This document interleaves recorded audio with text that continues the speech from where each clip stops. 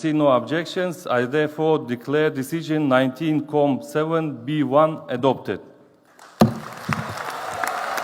Minister of Culture, Madam Adriana Ortiz, the floor is yours. Hoy es un día histórico para el Paraguay y para nuestra identidad como nación.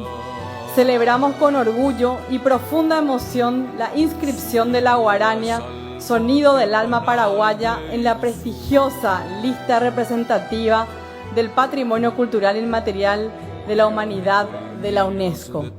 La guarania no es solo una forma musical, es un reflejo profundo de nuestras vivencias, de nuestra tierra y de nuestra alma. Creada por el visionario José Asunción Flores, sus melodías cargadas de melancolía, amor y anhelo han acompañado nuestros momentos de alegría, nuestras luchas y nuestros sueños. Es un arte que nos une, que nos define y que nos inspira a recordar quiénes somos y de dónde venimos. Agradecemos profundamente a todos aquellos que hicieron posible este logro, a los músicos, a los poetas, a los gestores culturales y especialmente a todo el gran pueblo paraguayo.